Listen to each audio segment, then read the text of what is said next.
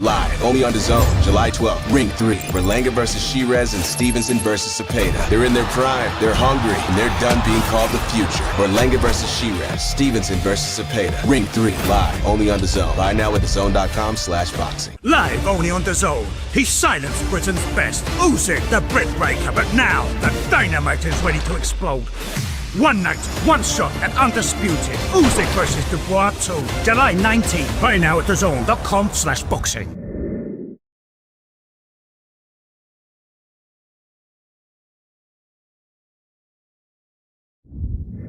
Yeah, okay.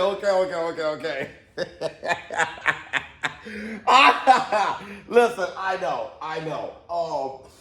I got a lot of WTF DMs and emails, everybody. ShowBizz, the breaking news: David Benavidez versus Anthony Yarde. You know, I've been busy. I'm hosting the 4th of July for my family tomorrow, so I was busy running around doing a few things. I had to do some stuff for DAZN as well, so I've been busy all day. I'm finally sitting down and talk to you guys about it. I think, you know, we have gone past just the announcement of David Benavidez versus Yarde. Now we're at a point in this video where I have to talk about a few things that was being asked in regards to the PBC. Is David Benavidez now signed with DAZN? We all remember David Benavidez visiting Saudi Arabia, going over there. Hey, Your Excellency, what he's done for boxing. He's doing a lot for boxing, man, and it feels good that I can get invited, I can be a part of this. So he's a great dude. And then, you know, it was radio silence after that. Now you have this fight. So what happened? All right. I think it's all good news regardless, but I think it's irresponsible to start saying that His Excellency Turki Al-Sheikh has signed the Mexican monster, David Benavidez, from the PBC. One, I want to say His Excellency Turki Al-Sheikh has said to Mike Hoppinger on the ring that he's accustomed to working with the PBC for one fight, at least 1 to 2 fights every Riyadh season card. And if you want the green light from Heyman, we work with Heyman now. Correct. In each card, we have 1 or 2 fights with Heyman. And that's the thing. The thing that boggles my mind is, and I think it's because the environment we're used to with boxing, because we don't really believe it's the boxing revolution. Things has changed.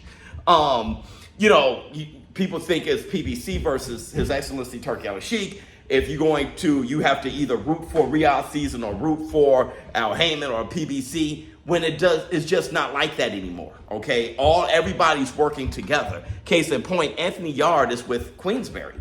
So what, did His Excellency Turki Al-Sheikh take Anthony Yarde from Queensberry? No, right? So it's the same thing. You know, you got fighters from everywhere. Hell, Brian Norman Jr. is top ranked, right? And he'll be fighting Devin the American Dream Haney in November, more than likely the same card. Because with this post, His Excellency Turki Al-Sheikh on X, he said that there would be more surprises, exciting surprises to come.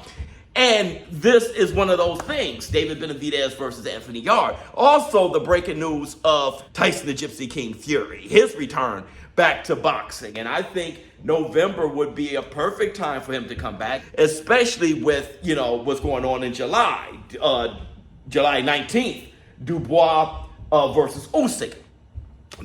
You have Tyson Fury saying that he's on a rabbit hunt.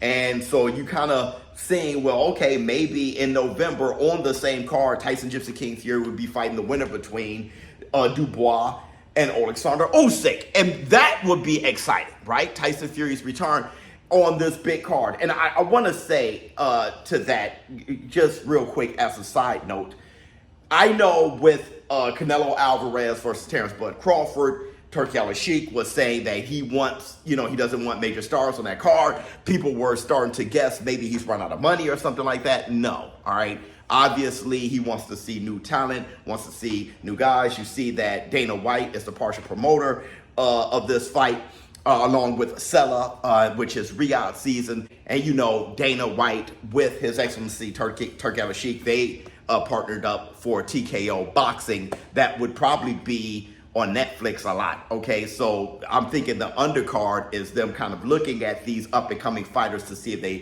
going to be signed into TKO. I know Rodriguez. Good right hand. He hurt him again.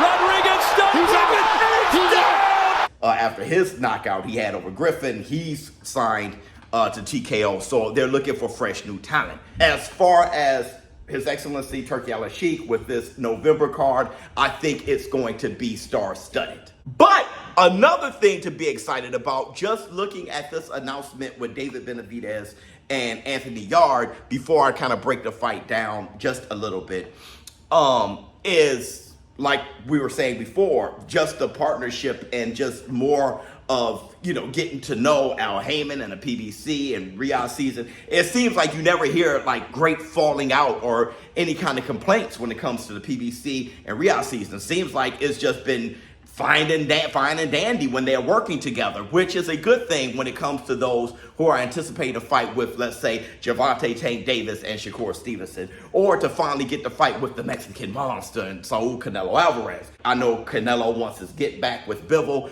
Also, the whole world want to see him versus David Benavidez, since we already seen him versus Bivol, and Bivol beat Canelo. Canelo just has a personal yearning for vengeance against Bivol.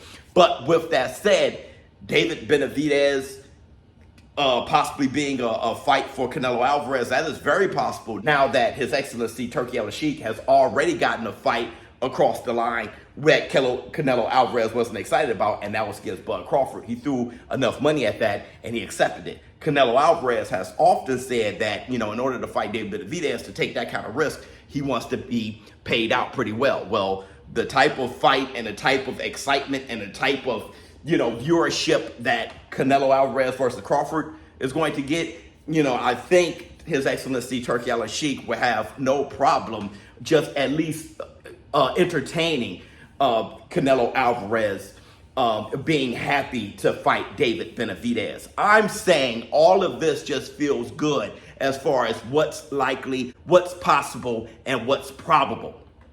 Now let's talk about the fight itself. The Mexican monster, David Benavidez versus Anthony Yarde. Listen, I think it's a fantastic fight. I told you guys many times, I believe David Benavidez is one of the more skillful fighters in the world.